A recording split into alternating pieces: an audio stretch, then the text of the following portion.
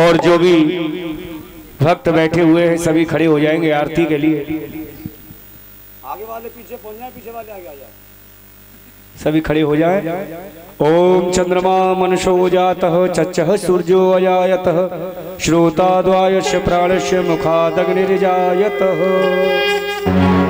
श्री भागवत भगवान की है आरती, पापियों को पाप से है आरती। श्री भागवत भगवान की है आरती, पापियों को पाप से है आरती। हर ग्रंथ ये मुक्ति पंथ ये पंचम वेद निराला, नव ज्योति जगाने वाला। ओ नव ज्योति जगाने वाला, नव ज्योति जगाने वाला। हरि नाम यही हरि धाम यही, हरि नाम यही हरि धाम यही। जग के मंगल की आरती, पापियों को पाप से है आरती। श्री भागवत भगवान की आरती, पापियों को पाप से है तारती। ये शांत जीत पावन पुनीत पाप मिटाने वाला, हरि तरस कराने वाला। रे हर तरस कराने वाला, रे हर तरस कराने वाला। ये दुख करनी है दुख हरनी, ये दुख करनी है दुख हरनी। श्री मधुसूदन की आरती, पापियों को पाप से है आरती। श्री भागवत भगवान की आरती, पापियों को पाप से है तारती। ये मधुर बोल जगबंद बोल सच मैं बताने वाला, विधि को बनाने वाला। विधि को बनाने वाला, रे विधि को बनाने वाला।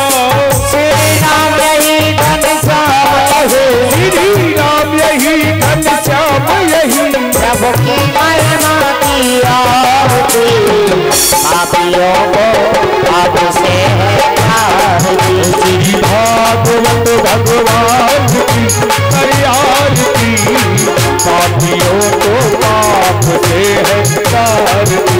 श्री भागवत भगवान की है आरती, पापियों को पाप से है तारती। भागवत भगवान की है आरती, पापियों को पाप से है तारती। पापियों को पाप से है तारती। पापियों को पाप से है तारती।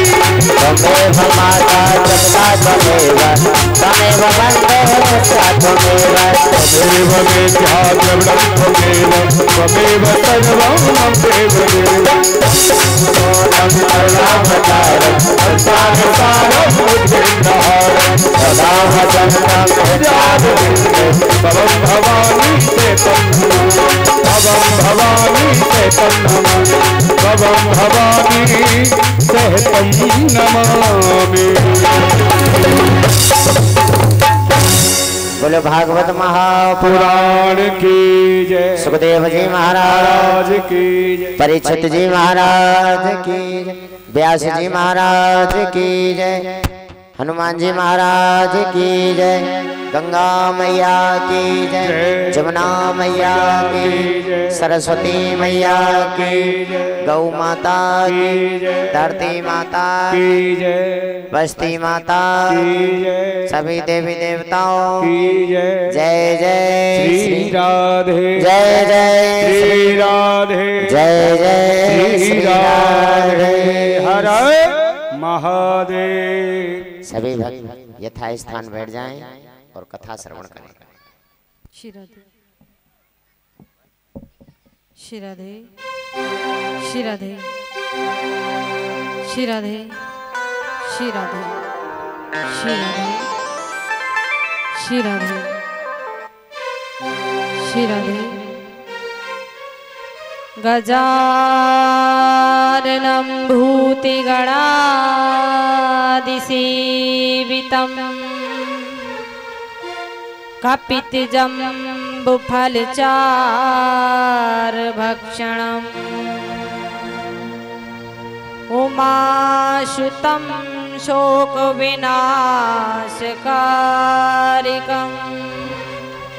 नमामि विघ्नेश्वर पादपङ्कजम्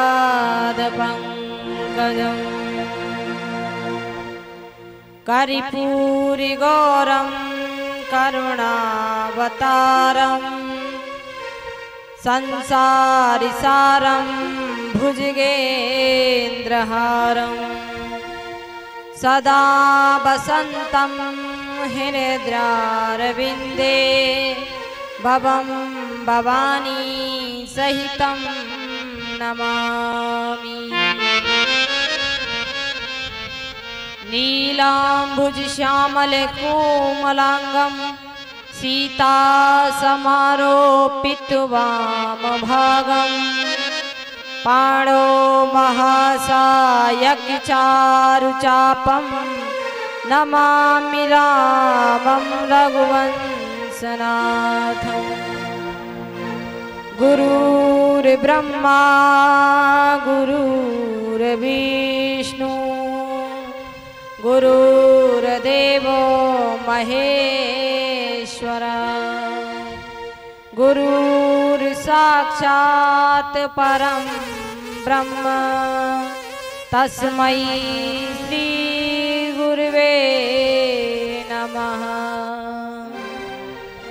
जय जय श्री राधारमण जय जय नवल किशोर जय गोपी चित चोर प्रभु जय जय माखन चोर। सभी द्वार निकू छोड़ के मैं आई तेरे द्वार ओ वृषवानी की लाढिली नग मेरी ओर निहार। राधा तुम्हें बड़ी भागिनी कौन तपस्या की तीन लोक तारन तरन हे माँ तेरे आधी कि वृंदावन के वृक्ष को मरम न जाने को जहाँ डाले डाले और पात पे श्री राधे राधे हो। बोलिए बांके बिहारी लाल की जय। बोलिए राधिका रानी सरकार की जय। बोलिए श्याम सुंदर यमुने महारानी की जय। बोलिए संत समाज की जय। बोलिए गुरु महाराज की जय। बोलिए श्रीमद् भागवत महापुराण की जय। जय जय श्री राधे परम मंगलमय परात्पर अखिलेश्वर अकारण करुणा करने वाले भक्तों पर कृपा करने वाले श्री श्याम सुंदर की वांगमय प्रतिमूर्ति श्रीमद् भागवत महापुराण के सप्तम दिवस में प्रवेश।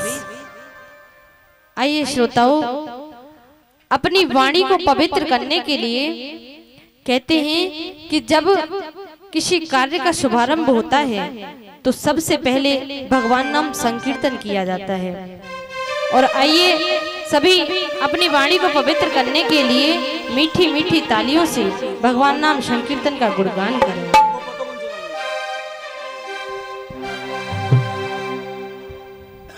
किशोरी सुंदरी श्यामा तू ही सरकार मेरी है।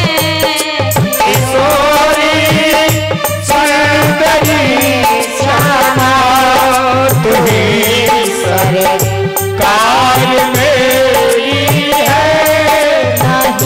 नहीं है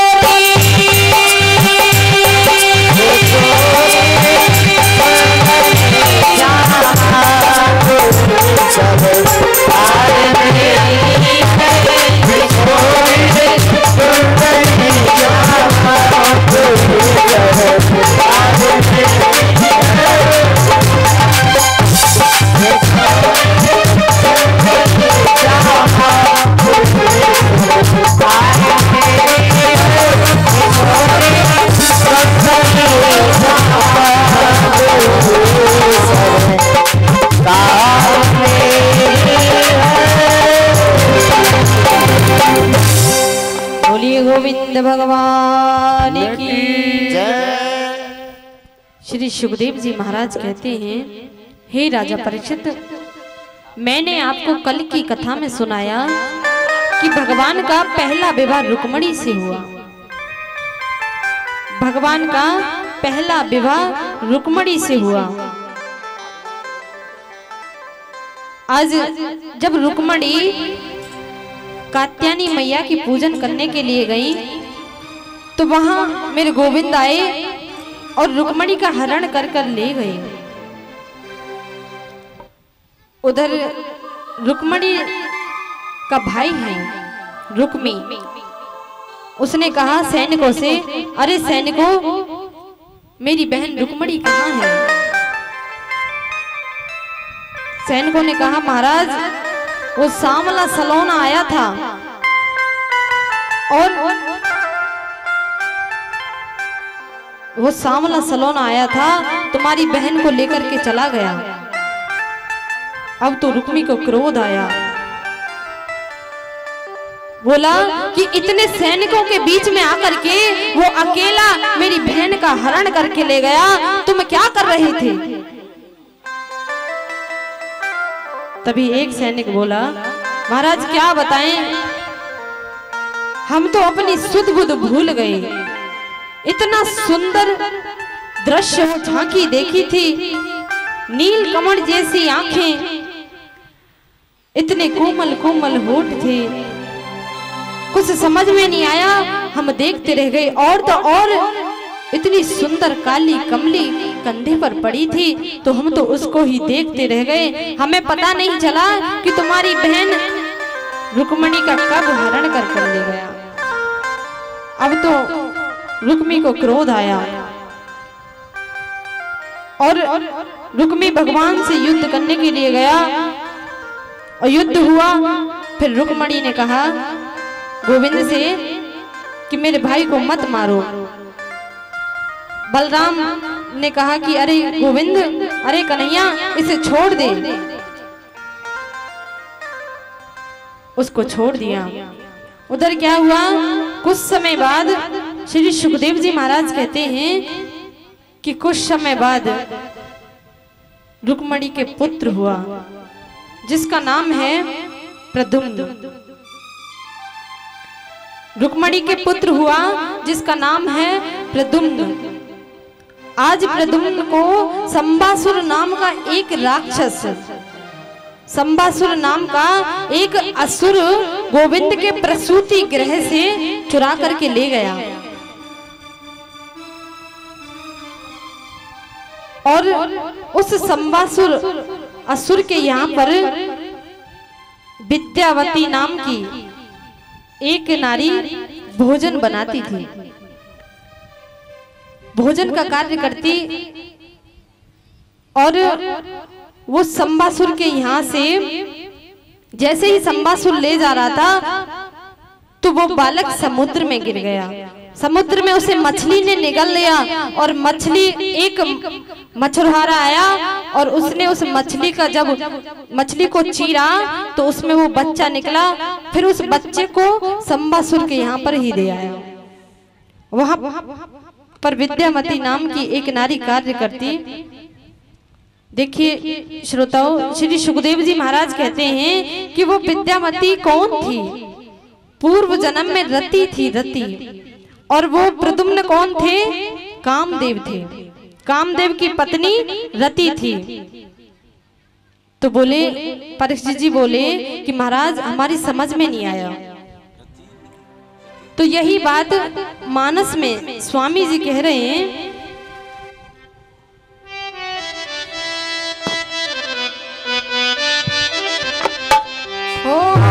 जब शिवती सर नयने उभारा, नयने उभारा, जब शिवती सर हो, जब शिवती सर नयने उभारा, निरखत थामा भयो जर चारा, निरखत थामा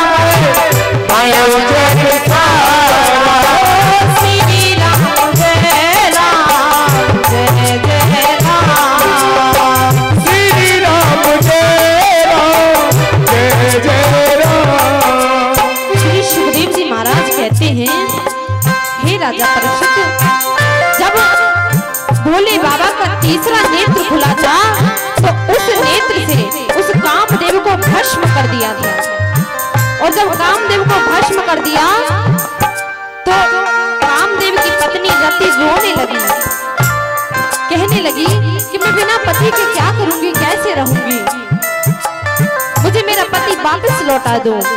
तभी मेरे भोले बाबा ने कहा, अरे रति तू चिंता ना कर, द्वापर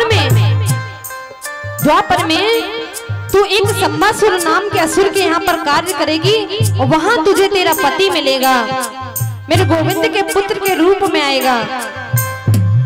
ओ श्री राम जय राम जय जय राम, श्री राम जय राम जय जय राम, श्री राम जय राम जय जय राम, श्री राम जय राम जय जय राम, जय जय राम। श्री सुखदेव जी महाराज कहते हैं, हे राजा परीक्षित, आज रति को अपना पति मिल गया। जो प्रद्युम्न थे वो कामदेव थे पूर्व जन्म में। कुछ समय बाद प्रद्युम्न बड़े हुए और उस संबासुर नाम के असुर को मार करके अपनी पत्नी रति को ले आए और मेरे गोविंद का विवाह सत्यभामा से हुआ। श्री सुखदेव जी महाराज कहते हैं, हे राजा परीक्षित, फिर गोविंद का विवाह सत्यभामा से हुआ और तीसरा विवाह जामवंती से हुआ और चौथा विवाह कालंदी से हुआ और पांचवा विवाह सत्या से हुआ और छठवां विवाह भद्रा से हुआ और सातवां विवाह मित्र वृंदा से हुआ और आठवां विवाह लक्ष्मणा से हुआ। श्री सुखदेव जी महाराज कहते हैं, हे राजा परीक्षित, मेरे गोविंद के 16,108 विवाह हुए। तो परीक्षित कहने लगे, महाराज हमें ये बताइए, जामवंती और सत्यभामा से मेरे गोविंद का विवाह कैसे हुआ? तो श्री सुखदेव जी महाराज कहते हैं, हे राजा परीक्षित, एक द्वारिका में एक राजा आए और बड़े ही प्रतापी थे, जिनका नाम है सत्राजित, और उनके पास एक मणि है जिसका नाम है समंतक मणि, और जो 8 भार सोना प्रतिदिन देती थी। और उनके पास एक बेटी है जिसका नाम है सत्यभामा। एक दिन क्या हुआ, मेरे गोविंद को पता चला कि सत्राजित के पास एक मणि है, तो उस मणि को मांगने के लिए गोविंद गए। तो कहा, अरे सत्राजित, उस मणि का तू क्या करेगा? वो मणि मुझे दे दो, क्योंकि मैं अपने उस मणि को भंडार में रख दूंगा। तू क्या करेगा? तो आज सत्राजित ने मना कर दिया, कह दिया कि वो मणि मैं नहीं दूंगा। और एक दिन क्या हुआ कि सत्राजित के छोटे भाई हैं प्रसेन उस मणि को गले में डाल करके शिकार खेलने के लिए गए। उस मणि को गले में डालकर खेलने के लिए गए। तो क्या हुआ कि जब वो शिकार खेलने के जा रहे थे तो एक शेर ने देखा कि प्रसेन के गले में कुछ चमक रहा है, और उस शेर ने उस प्रसेन को मार करके वो मणि ले ली।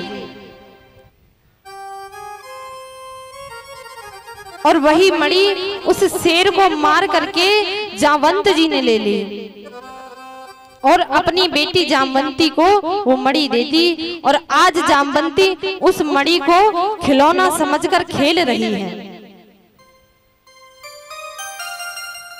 जब कुछ समय व्यतीत हुआ तो प्रसेन वापस नहीं आए। तो सत्राजित के एक मंत्री ने कहा, अरे महाराज सुनते हो, अरे उस द्वारकाधीश ने तुम्हारे भाई प्रसेन को मार दिया, तुमसे मणि मांगने के लिए आया था और तुमने उस मणि के लिए मना कर दिया, तो गुस्से में तुम्हारे भाई को मारकर वो मणि छीन ली है। अब तो पूरी द्वारका में शोर हो गया कि सत्यजित के भाई को प्रसेन, जो सत्यजित का भाई है प्रसेन, उसको द्वारकाधीश ने मार दिया। और यही बात चर्चा हो रही थी, तो यही बात रुक्मणी ने सुनी। जैसे ही रुक्मणी ने सुनी तो रुक्मणी ने कहा, प्रभु आपके घर किस चीज की कमी थी? अरे तुम्हें मणि चाहिए थी, तुम मुझसे कहते, मैं तुम्हें ऐसी मणि एक नहीं, दो नहीं, 4-5 मणि लाके देती, लेकिन तुम मुझसे कहते। और तुमने ये कितना बड़ा अपराध किया कि तुमने एक व्यक्ति को मार करके वो मणि छिपा ली। जैसे ही मेरे गोविंद ने देखा कि मुझ पे ये झूठा आरोप कैसे लगा, तो गुरु गर्गाचार्य जी के पास गए, बोले गुरुदेव मैंने कोई पाप नहीं किया और नहीं मैंने कोई मणि ली है, लेकिन मुझ पर ये झूठा आरोप कैसे लगा? तो आज गर्गाचार्य जी कहने लगे, अरे गोविंद ये झूठा पाप इसलिए लगा क्योंकि तुमने चौथ का चंद्रमा देखा था। कहते हैं कि अगर चौथ का चंद्रमा देख लो तो पाप लगता है, इसीलिए तुम्हें पाप लगा है। तो आज मेरे प्रभु ने मन में सोचा कि जब ये पाप लगा है तो मैं उस मणि को ढूंढ कर लाऊंगा और सत्यजित के हाथ में दे दूंगा।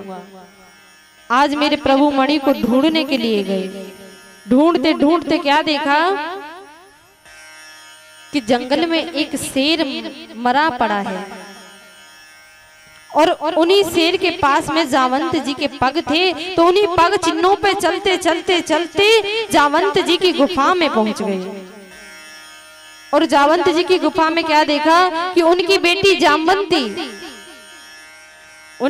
जामवंती मणि से खेल रही थी, उस मणि को उछाल रही थी। जैसे ही उस मणि को उछाल रही थी तो मेरे गोविंद ने लपक ली, और जैसे ही गोविंद ने उस मणि को ले लिया तो जामवंती रोने लगी, कहने लगी, पिताजी देखो कोई पुरुष आया है और इसने मेरे खिलौने को ले लिया है और मुझे मेरा वही खिलौना चाहिए। अब तो जामवंत जी आए और मेरे गोविंद में और जामवंत जी में युद्ध छिड़ गया। सुबह से शाम हो गई, जब जामवंत जी नहीं हारे और नहीं उधर मेरे गोविंद हारे, दोनों में युद्ध चल रहा है। तो जामवंत जी जब हार गए तो कहने लगे, हे प्रभु मुझे क्षमा करिए, आप कौन हो? आप इतने बलशाली कौन हो? क्योंकि मेरे त्रेता युग में अंत तक कोई इतना बलशाली नहीं हुआ जो मुझे हरा सके, और आज युद्ध करते करते इतना समय हो गया, मुझे थकान महसूस होने लगी, मैं हार गया। तो आप कौन हो? अपने रूप में आइए। तभी मेरे प्रभु ने अपना विराट रूप धारण किया और उस जामवंत को दिखाया। तो जामवंत जी की समझ में आ गया, प्रणाम किया और प्रणाम करके वो मणि वापस दे दी। मणि तो दी और अपनी जो बेटी थी जामवंती उसको भी भगवान के हाथ में दे दिया। कहने लगे, प्रभु मुझसे इतनी बड़ी भूल हो गई, ये मणि भी ले जाओ और ये मेरी पुत्री है जामवंती, इसको भी मैं तुम्हें समर्पित करता हूँ। ऐसे ही मेरे प्रभु का दूसरा विवाह जामवंती से हुआ। उधर श्री सुखदेव जी महाराज कहते हैं, हे राजा परीक्षित, उधर वो मणि लेकर के मेरे प्रभु सत्यजित के पास गए। सत्यजित के पास गए तो वो मणि जब सत्यजित के हाथ में दी तो सत्यजित को पछतावा हुआ, चरणों में लेट गया, कहने लगा, अरे गोविंद, मैंने मंत्रियों के बहकावे में आकर झूठा आरोप लगा दिया, अरे मुझे क्षमा कर दो और मुझे ये मणि भी नहीं चाहिए, ये मणि भी तुम ले जाओ। और तो और ये मेरी बेटी है सत्यभामा और मैं इसको भी तुम्हें समर्पित करता हूँ। ऐसे ही मेरे गोविंद का तीसरा विवाह सत्यभामा से हुआ। अब चौथा विवाह कैसे हुआ कि एक बार यमुना जी के किनारे किनारे अर्जुन जा रहे थे, तो क्या देखा कि एक स्त्री सांबरी सलोनी यमुना जी में तपस्या कर रही थी। तो अर्जुन ने पूछा, अरे देवी तुम कौन हो? तो कहने लगी कि मैं कालंदी हूँ और मैंने पूर्ण रूप से गोविंद को अपना पति मान लिया है और मैं विवाह करूंगी तो द्वारकाधीश से ही करूंगी, वरना विवाह नहीं करूंगी। तन मन धन से सबसे मैंने उनको अपना पति मान लिया है। जैसे ही अर्जुन ने ये बात सुनी तो अर्जुन उस कालंदी का हाथ पकड़ करके मेरे गोविंद के हाथ में हाथ दे दिया और मंत्र पढ़ दिए। ऐसे ही चौथा विवाह मेरे गोविंद का कालंदी से हुआ। श्री सुखदेव जी महाराज कहते हैं, हे राजा परीक्षित, पांचवा विवाह मित्र वृंदा से हुआ और एक नग्नजित के राजा थे। उनके यहाँ पर 7 बैल हैं और बड़े बलशाली बैल हैं, बड़े पराक्रमी बैल। तो आज उस राजा ने एक शर्त रखी कि जो इन 7 बैलों की नाथ में नकेल डाल देगा, मैं अपनी पुत्री का विवाह उससे करूंगा। तो मेरे गोविंद ने उन 7 बैलों की नाक में नकेल डाल दी और नग्नजित राजा ने अपनी पुत्री का विवाह मेरे गोविंद से करा दिया। और एक और रानी थी, बहुत ही पराक्रमी स्त्री थी, स्वयं राज्य को संभालती थी और उनकी पुत्री का नाम है भद्रा। 7वां विवाह मेरे प्रभु का भद्रा से हुआ और मध्य देश के राजा थे जिनकी बिटिया का नाम है लक्ष्मणा। और 8वां विवाह मेरे गोविंद का लक्ष्मणा से हुआ। और श्री सुखदेव जी महाराज कहते हैं, हे राजा परीक्षित, एक और पराक्रमी राजा हुआ जिसका नाम है भौमासुर।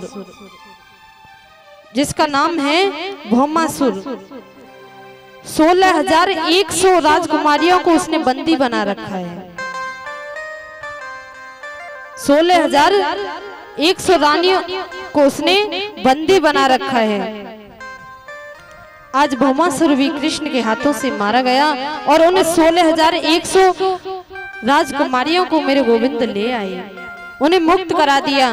लेकिन तभी उन कन्याओं ने कहा कि हे प्रभु, हमसे तो कोई विवाह नहीं करेगा, क्योंकि हम भौमासुर के यहाँ पर बंदी बन के रहे, समाज क्या कहेगा कि अरे ये तो उस भौमासुर के यहाँ पर बंदी गृह में थी, पता नहीं क्या हुआ और कोई हमसे विवाह नहीं करेगा। तभी मेरे गोविंद के नेत्र सजल हो गए, मन में सोचने लगे अब ये राजकुमारी कहाँ जाएंगी, दुनिया का कोई भी राजकुमार इनसे विवाह नहीं करेगा। तो 16,100 राजकुमारियों से मेरे गोविंद ने विवाह कर लिया। 16,100 रानियों से मेरे गोविंद ने विवाह कर लिया। श्री सुखदेव जी महाराज कहते हैं, हे राजा परीक्षित, एक दिन क्या हुआ कि रात्रि का समय है और मेरे गोविंद रुक्मणी से बातें कर रहे हैं। मेरे गोविंद और रुक्मणी जी आपस में बातें कर रहे हैं। तो मेरे कन्हैया ने कहा, अरे देवी, अगर मैं आपसे एक बात पूछूं तो तुम बुरा तो नहीं मानोगी। तो रुक्मणी जी बोली कि प्रभु बताइए क्या बात है। तो बोली कि तुमने मुझसे विवाह क्यों किया। कन्हैया कहने लगे कि तुमने मुझसे विवाह क्यों किया मुझ में ऐसी कोई खास बात नहीं, और ना तो मेरा रंग साफ है, मैं तो काला हूँ, सांवला हूँ, और तो और मैं तो डरपोक हूँ। रण छोड़कर भाग गया था, लोग मुझे रण छोड़ कहते हैं, और मुझे कौन बचता है? अरे देवी, मुझे कौन बचता है? अगर इंसान दुखी होगा वही भजेगा, और सुख में होगा वो मुझे याद नहीं करता। और मुझे तो ये साधु संत जो हैं यही मेरा नाम लेते हैं, बाकी के तो कोई भी लोग मेरा नाम भी नहीं लेते। तुमने मुझसे विवाह क्यों किया? एक बार क्या हुआ, सुख दुख में वार्ता हुई, सुख दुख में वार्ता हुई। क्या वार्ता हुई? सुख ने कहा दुख से, अरे भैया, दुख ने कहा सुख से, अरे भैया, जब तू किसी पर आता है तो लोग खुश हो जाते हैं, घर घर शहनाई बजती है, मिठाई बांटी जाती है, ढोलक बजती है, और सब रिश्तेदार सब इकट्ठे हो जाते हैं, सब खुश हो जाते हैं। तू कितना बड़ा भाग्यशाली है। लेकिन उसी समय सुख ने कहा, क्या कहा? अरे भैया, मुझसे ज्यादा तो तू ही भाग्यशाली है, क्योंकि जब मैं किसी पर आता हूँ, जब मैं किसी के पास जाता हूँ, तो लोग सब अपनों को भूल जाते हैं, अपनी अपनी खुशी में मगन हो जाते हैं, अपनों को भूल जाते हैं। और जब तुम किसी के पास जाते हो, जब तुम किसी के पास जाते हो तो लोग अपनों को याद करते हैं, क्योंकि दुख में ही याद किया जाता है, और दुख में ही ये देखा जाता है कि कौन अपना है कौन पराया है। श्री सुखदेव जी महाराज कहते हैं, हे राजा परीक्षित, आज मेरे गोविंद रुक्मणी को ताना मार रहे हैं, ताना दे रहे हैं। जैसे ही इन तानों को सुना तो रुक्मणी बेहोश हो गई। रुक्मणी बेहोश हो गई, और जैसे ही मेरे गोविंद ने देखा कि रुक्मणी बेहोश हो गई, तो मेरे गोविंद ने अपना रूप धारण कर लिया।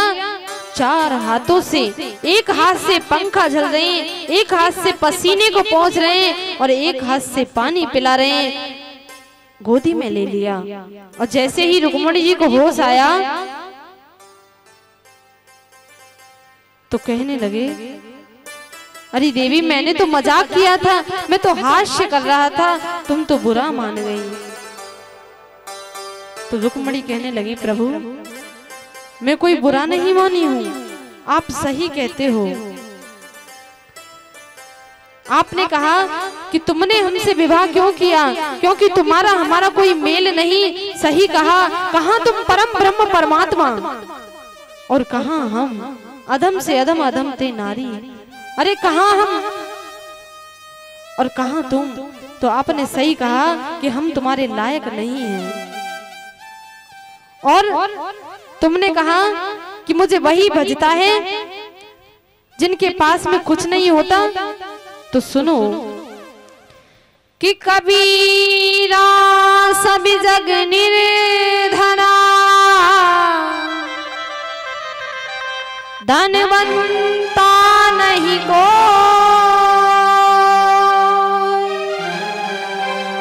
धनवंता सोई जानिए,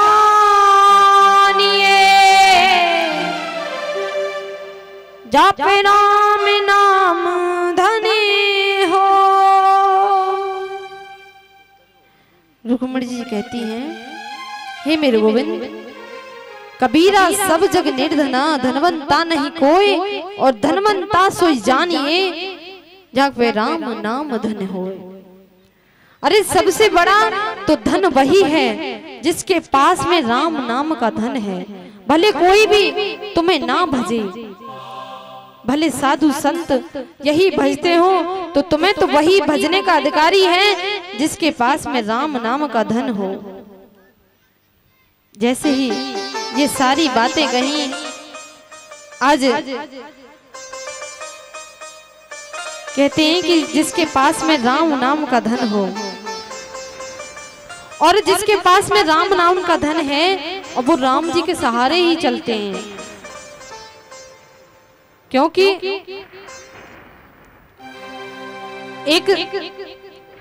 एक बालक था, खाता बहुत था, सुबह शाम खाता ही रहता, सुबह शाम खाता ही रहता। एक दिन क्या हुआ, उसके माता पिता ने कहा, अरे तू खाता ही रहता है, कुछ कमाता नहीं है, जा इस घर से निकल जा, और जिस दिन कमाने लग जाए उस दिन घर में आना। जैसे ही ऐसे कहा तो वो बालक घर से निकल करके चला गया। घर से निकल के चला गया तो कहाँ गया कि रास्ते में चल रहा है और क्या देखा कि एक आश्रम है और उस आश्रम में संत रहते हैं। कौन रहते हैं? संत रहते हैं। तो उन संतों के पास में गया, संतों को प्रणाम किया और प्रणाम करके उन संतों से कहा, संतों ने पूछा, बेटा कहाँ जा रहे हो? तो बोले कि हमारे पास तो कोई जगह नहीं है, हमें तो घर से निकाल दिया है। तो संत कहने लगे कि बेटा इस आश्रम में रहने लग जाओ। तो बोले कि महाराज हम आश्रम में तो रह लेंगे, पर लेकिन यूं बताओ कि कछु खाने को मिलेगा? भूख बहुत लगे हुए, कछु खाने को मिलेगा? तो संत कहने लगे बेटा जरूर मिलेगा खाने को। तो बोले अच्छा एक बात पूछूं? तो बोले पूछो कि कितनी पंगत लगे हैं? बोले 7-8 लगे। कि महाराज ये बताओ 7-8 में बैठने को अवसर मिलेगा? उन्होंने समझा कि मजाक कर रहा है। बोले बिल्कुल बेटा 7-8 पंगतों में बैठना और भोजन पाना आराम से। तो बोले ठीक है। अब तो सुबह सुबह जगते ही भोजन करने बैठ जाए। खाता इतना, कहते हैं कि खाता वही है जिसका जितना खाता होता है, खाता उतना है इंसान जिसका उसका खाता होता है। आज खाता इतना कि सुबह से शाम तक जितनी भी पंगत हो सब में बैठ जाता खाने के लिए। एक दिन क्या हुआ कि एकादशी आई। एकादशी आई तो आश्रम में कहते हैं कि एकादशी के दिन वैष्णवों के घर में अन्न नहीं बनना चाहिए। तो आश्रम में कुछ नहीं बना। अब तो जग कर के आया तो जहां पर भोजन होता वहीं चला गया। कहने लगा अरे महाराज आज का भयो कि आज का चुखावे को ना मिलो। तो संत कहने लगे बेटा हम तुम्हें भूल गए बताना कि एकादशी के दिन हमारे यहाँ पर आश्रम में अन्न नहीं बनता है।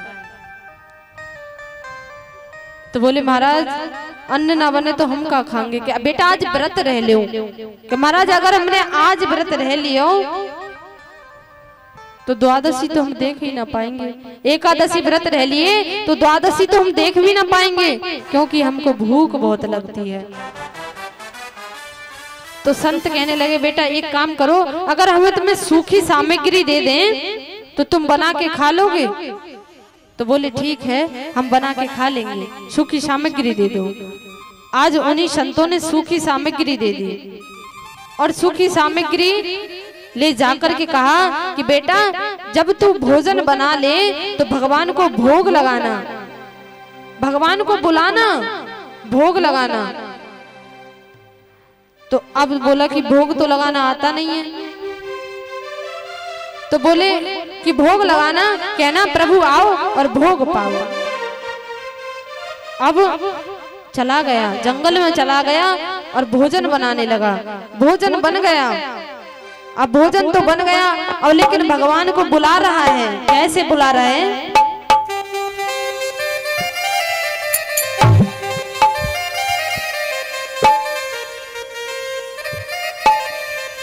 कैसे बुला रहा है? राजा राम आई, सीता राम आई, मेरे भोजन का भोग लगाइए। राजा राम आई, सीता राम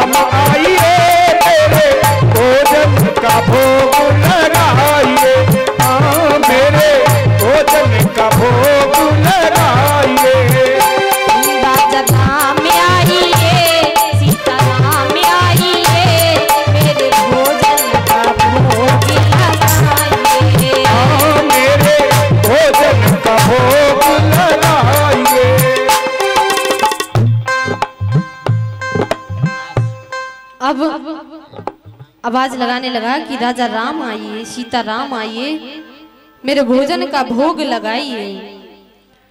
अब जैसे ही आवाज लगा रहा था तो मेरे प्रभु सीता राम जी प्रकट हो गए। मेरे प्रभु प्रकट हो गए और जैसे ही देखा कि मैंने तो बस, मेरे गुरुजी ने बताया कि भगवान को बुलाना, और मैंने भगवान को बुलाया राम को, लेकिन ये नारी कौन आई है साथ में, और मैंने तो अकेले बुलाया था, ये दो क्यों आए हैं साथ में। तो कहने लगे, आज कहने लगे कि मैंने भोजन तो थोड़ा बनाया है, लेकिन कोई बात नहीं, आप दोनों देखने में अच्छे लगते हो और आप पाइए, मैं आपको देखूंगा। और आज भोजन पा करके मेरे प्रभु चले गए। बोले महाराज दूसरी एकादशी आएगी तो मैं फिर बुलाऊंगा, तो थोड़े जल्दी आ जाइयो, तुम बहुत देर लगा ले हो। अब तो फिर आगे एकादशी आई, आश्रम में भोजन नहीं बना, फिर सूखा सामान दे, सामग्री दे दी, फिर एक वृक्ष के नीचे बनाने लगा और भोजन बना करके फिर भगवान को बुलाने लगा। कैसे बुला रहा कि राजा राम आइए, प्रभु राम आइए, मेरे भोजन का भोग लगाइए। सीता राम आइए, राजा राम आइए, मेरे भोजन का भोग लगाइए। सीता राम आइए, राजा राम आइए, मेरे भोजन का भोग लगाइए। सीता राम आइए, राजा राम आइए, मेरे भोजन का भोग लगाइए। फिर से पुकारने लगा कि राजा राम आइए, सीता राम आइए। अब दोनों को पुकार रहा है, किसको? कि सीता राम आइए। अब तो मेरे प्रभु भैया लक्ष्मण और सीता जी और राम जी प्रकट हो गए। जैसे ही प्रकट हुए तो कहने लगा, प्रभु अगर एक बात पूछूं, बुरा ना मानो तो भगवान बोले, अरे बताओ क्या बात है। बोले कि मैंने पहले बुलाए तुम अकेले, तो तुम अपनी इन पत्नियां ले आई सीता मैया, और अब दोनों बुलाए तो जब तीसरे कौन ले आए, तो बोले कि ये हमारे भैया हैं, छोटे भैया हैं। तो कान में जाकर के कहने लगा, प्रभु ये बताओ तुम्हारे भैया सगे भैया हैं या लगे पगे दूर के भैया हैं? तो बोले नहीं नहीं हमारे भैया हैं। बोले चलो ठीक है, भोजन तो कम है, लेकिन आप देखने में इतने सुंदर हो तो भोजन पाइए। आज मेरे प्रभु ने भोजन पाया और फिर चले गए। फिर कहा कि प्रभु अगली एकादशी को थोड़ा जल्दी आ जाना, क्योंकि तुम देर लगा देते हो।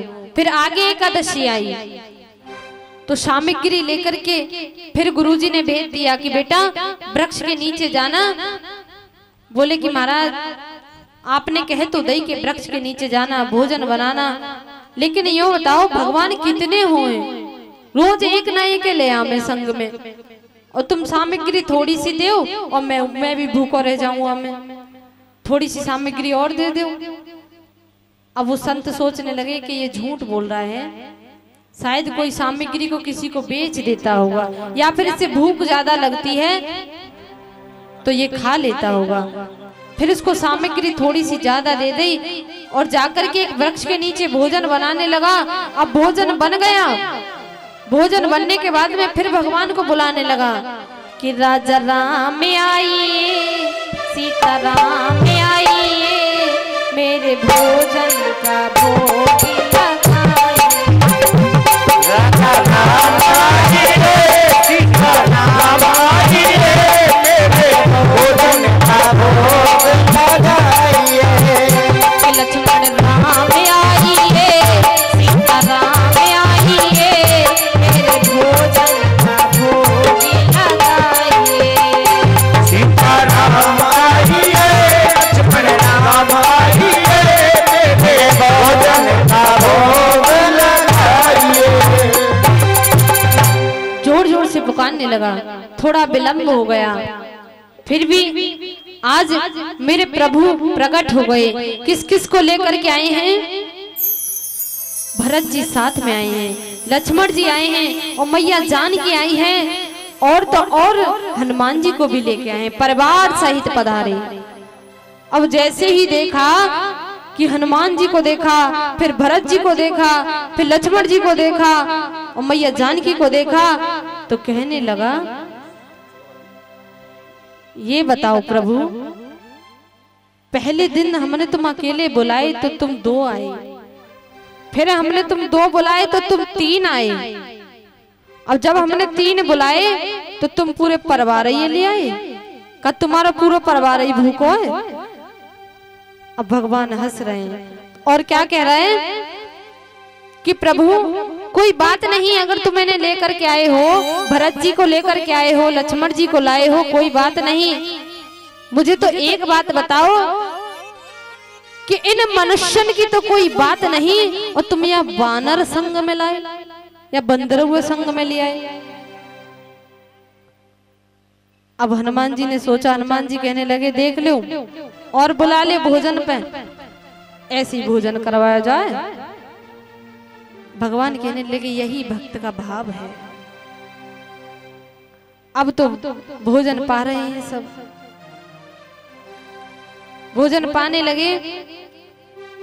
जब दर्शन हो गए तो उधर एक पेड़ के पीछे गुरुजी देख रहे थे, कह रहे थे कि रोज ये झूठ बोलकर सामग्री ज्यादा ले जाता है, आज मैं इसे देखूं तो सही कि ये सामग्री किसको देता है। लेकिन कहते हैं कि जिसका भाव होगा उसे ही भगवान दिखाई देंगे। आज उस भक्त को भगवान दिखाई दे रहे हैं, लेकिन उस संतों को भगवान दिखाई नहीं दे रहे। अब तो वो भक्त बात कर रहा है भगवान से, लेकिन संत कह रहे हैं कि ये किससे बात कर रहा है पता नहीं। तो संत पास में गए, पूछा, बेटा तुम किससे बात कर रहे हो? तो बोला कि पूरा परिवार है भगवान का, मैं सबसे बात कर रहा हूँ। तो बोले, परिवार है, हमें क्यों नहीं दिखाई देता? बेटा एक बार कह दो भगवान से हमें भी दर्शन दे दें। अब तो भक्त कहने लगा, प्रभु ये संत जो हैं, ये गुरुजी जो हैं, आपके दर्शन के लिए कह रहे हैं, इन्हें दर्शन दे दो। भगवान ने कहा कि मैं इनको दर्शन नहीं दूंगा, क्योंकि दर्शन में उसको देता हूँ जिसके मन में कपट ना हो, छल ना हो, मैं उसको दर्शन देता हूँ। तुम्हारे मन में कोई कपट नहीं था, कोई छल नहीं था, और गुरुजी के मन में कपट था। क्या था कि कहीं ऐसा ना हो कि ये भोजन किसी को दे के आता हो, इसलिए मैं दर्शन नहीं दूंगा। फिर ज्यादा विनती करने लगा। कहते हैं कभी कभी वाल्मीकि रामायण में प्रसंग आया कि गुरु गोविंद दो खड़े काके लागू पाए, और बलिहारी गुरु आपने गोविंद दियो बताए। कि गुरु हमेशा शिष्य को भगवान से मिलाता है, लेकिन वाल्मीकि रामायण में प्रसंग आया कि एक ऐसा भी शिष्य हुआ कि जिसने गुरु को भगवान से मिलाया। बोले कौन हुआ? कि सुतीक्षण ने गुरु को भगवान से मिलाया। तो आज वही भक्त कह रहा है, प्रभु मेरे गुरुजी को दर्शन दे दो। भक्त के कहने से प्रभु ने उन सभी लोगों को दर्शन दिया। बोलिए गोविंद भगवान की जय हो। और घनश्याम तेरी बंसी पागल कर जाती है, घनश्याम तेरी बंसी पागल कर जाती है, घनश्याम तेरी बंसी पागल कर जाती है, घनश्याम तेरी बंसी पागल कर जाती है। मुस्कान तेरी मुस्कान तेरी मुस्कान तेरी मोहन पागल कर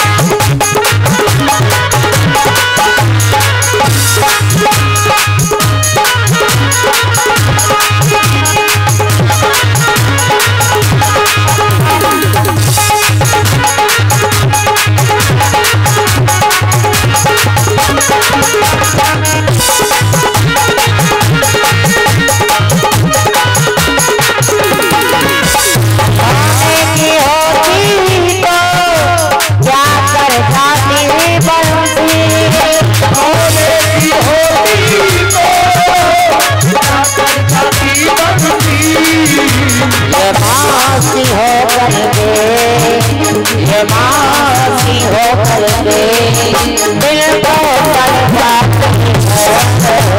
श्याम तेरी बंसी पागल कर जाती है, मुस्कान तेरी मोहन घायल कर जाती है।